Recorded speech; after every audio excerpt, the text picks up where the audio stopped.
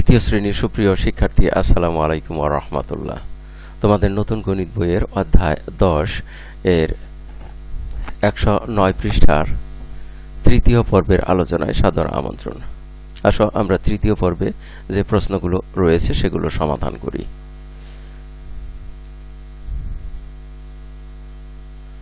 প্রথমেই 12 নম্বর প্রশ্ন।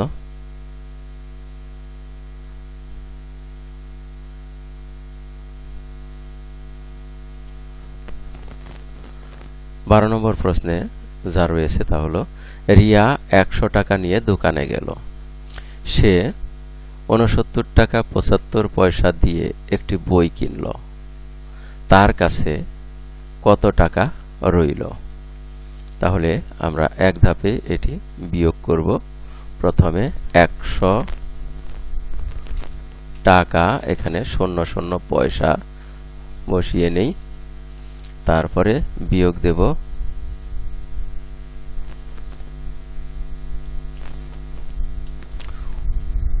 69 টাকা 75 পয়সা।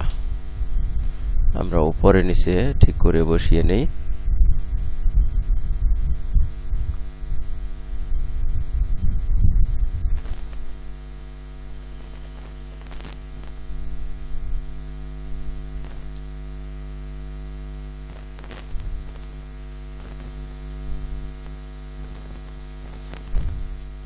এবারে এখানে লক্ষ্য করো, এখানে রয়েছে 00 পয়সা, তার থেকে 75 পয়সা বিয়োগ দেওয়া সম্ভব নয়। এ কারণে আমরা 100 টাকা থেকে 1 টাকা এখানে নিয়ে আসব, 1 টাকা 100 পয়সা বানিয়ে নিয়ে আসব। তাহলে 100 টাকা এখানে কমে 100 টাকার থেকে হয়ে গেল 99 টাকা, এবং ওখানে বিয়োগ করতে হবে 69 টাকা। আর আমরা এখানে যে 100 টাকা থেকে 1 টাকা নিয়ে এসেছি, নিয়ে আসাতে এখানে হলো 100 পয়সা। তাহলে 100 পয়সা থেকে আমরা বিয়োগ করব 75 পয়সা। আমরা জানি 100 টাকা থেকে 75 পয়সা বিয়োগ দিলে পাওয়া যায় 25 পয়সা। তাহলে আমরা এখানে সরাসরি লিখতে পারি 25 পয়সা।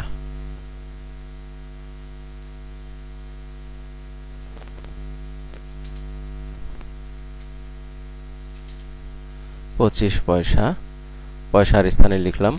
আর 99 থেকে আমরা 69 বিয়োগ দেব। এখানে লক্ষ্য করো, এই বিয়োগটা আমরা যদি এখানে বিয়োগ করি, রাফ করি, তাহলে 9 থেকে একক স্থানে 9 বিয়োগ করলে বিয়োগফল হয় 0। তারপরে দশক স্থানে 9 থেকে 6 বিয়োগ করলে বিয়োগফল হয় 3। তাহলে আমরা বিয়োগফল পেলাম 30। তাহলে এখানে লিখব 30 টাকা। আমরা রাফের অংশটা বাদ দিয়ে দেই। তাহলে উত্তর লিখব আমরা এভাবে, তার কাছে 30 টাকা 25 পয়সা রইল।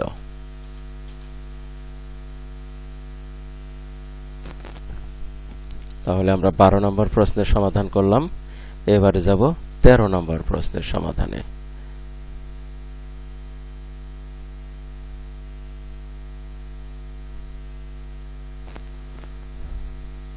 আমরা এবারে 13 নম্বর প্রশ্নটার সমাধান করি। 13 নম্বর প্রশ্নে আছে, রতন, এখানে দেখো লেখা আছে 13 রতন, অর্থাৎ প্রিন্টিং মিস্টেক হয়েছিল। এখানে এই 13টাই এখানে বসানোর কথা ছিল, যেটা এখানে আছে। আমরা এই 13কে ধরব না, 13কে বাদ দিয়ে দিব। অর্থাৎ এখানে প্রশ্নে এই 13 কাটা, 13 কোনো প্রশ্নের কোনো সংখ্যা নয়। আমরা প্রশ্ন ধরব এখান থেকে, রতন 45 টাকা 50 পয়সা দিয়ে একটি চানাচুরের প্যাকেট কিনল। সে দোকানদারকে 100 টাকার নোট দিল। দোকানদার রতনকে কত টাকা ফেরত দেবে? তাহলে এটাও আমরা বিয়োগ করব। প্রথমে আমরা লিখব 100 টাকা 00 পয়সা। যেহেতু এখানে 100 টাকা শুধু 100 টাকার নোট, পয়সা নেই, আমরা এখানে 00 পয়সা ধরে নিলাম বিয়োগ করার জন্য। আর এখানে বিয়োগ দিব, বিয়োগ চিহ্ন দিয়ে লিখব 45 টাকা 50 পয়সা। তাহলে উপরে নিচে বসিয়ে নেই।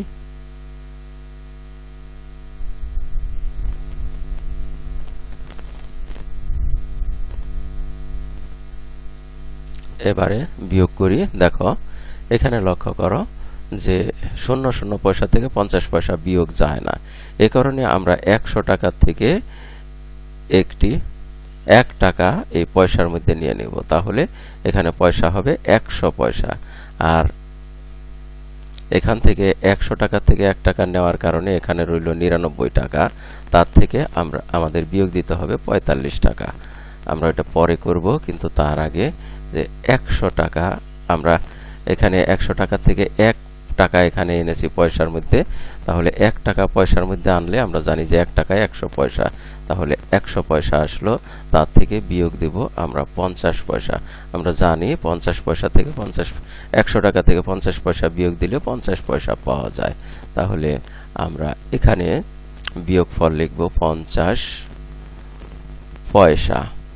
অপরদিকে এই 99 থেকে 45, অর্থাৎ এখানে 100 থেকে 1 টাকা সরিয়ে নিয়েছি, রয়েছে 99। 99 থেকে 45 বিয়োগ করলে কত থাকে আমরা হিসাব করি, এখানে হিসাব করে আমরা এখানে বসাবো। তাহলে এখানে একক স্থানে 9 থেকে 5 বিয়োগ করলে বিয়োগফল হয় 4। তারপরে 9 থেকে এই 4 দশক স্থানের 4 বিয়োগ করলে বিয়োগফল হয় 5। তাহলে আমরা এখানে বিয়োগফলে দেখলাম 54, অর্থাৎ 54 টাকা। তাহলে আমরা এখানে লিখব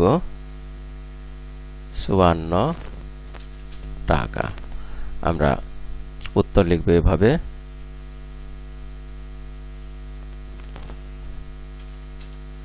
দোকানদার রতনকে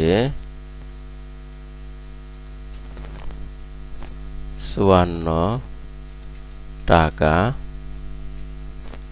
50 পয়সা ফেরত দিল। তোমরা এখানে রাফের ক্ষেত্রে তোমরা শুধু এরকম ভাবে এক দাগে কেটে দেবে এবং উপরে লিখবে রাফ।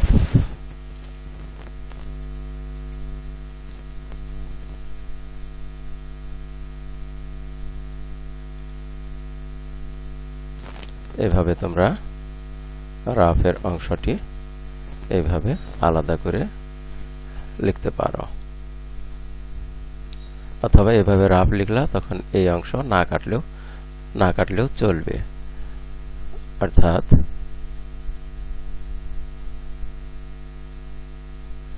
এই কাটা না দিলেও চলবে অথবা কাটা দিয়ে রাখলেও চলবে। তোমাদের উত্তর হলো এখানে বিয়োগ করে পেয়েছ, দোকানদার রতনকে 54 টাকা 50 পয়সা ফেরত দিল। আমরা তারপরে দেখি 13 নম্বর প্রশ্নের সমাধান করে ফেলেছি। এবারে একটি প্রকল্প রয়েছে, এটা দেখি কি রয়েছে। প্রকল্প যেটা তোমাদের নিজেদেরকে করতে হবে। গত বছর তৃতীয় শ্রেণীর শিক্ষার্থীরা টিফিনের টাকা থেকে কিছু টাকা মাটির ব্যাংকে জমিয়ে তা দিয়ে বিদ্যালয়ের উন্নয়নে খরচ করেছিল। তোমরাও মাটির ব্যাংকে টাকা জমিয়ে তা একত্র করে শিক্ষকের সহায়তায় ভালো কোনো কাজে ব্যয় করো। এরকম স্কুলে, তোমাদের স্কুলেও মাটির ব্যাংক থাকার কথা। মাটির ব্যাংক থাকলে সেই মাটির ব্যাংকে তোমরা তোমাদের টিফিনের টাকা থেকে কিছু কিছু করে, প্রত্যেকেই কিছু কিছু করে জমিয়ে এবং বছর শেষে সেই ব্যাংক থেকে টাকাগুলো তোমাদের শিক্ষকের সহায়তায় বের করে তোমরা তা দিয়ে বিদ্যালয়ের ভালো কোনো কাজ বা উন্নয়নমূলক কাজে তা খরচ করবে। আর এর মধ্য দিয়ে এই পাঠের শেষ প্রান্তে এসে পড়েছি। এতক্ষণ ধৈর্য সহকারে সম্পূর্ণ ভিডিও দেখার জন্য তোমাদের সবাইকে জানাই অনেক অনেক ধন্যবাদ। সেই সাথে পরবর্তী ভিডিও দেখার আমন্ত্রণ রইল। Thank you very much for watching and keep watching for the next video. আসসালামু আলাইকুম ওয়া রাহমাতুল্লাহ।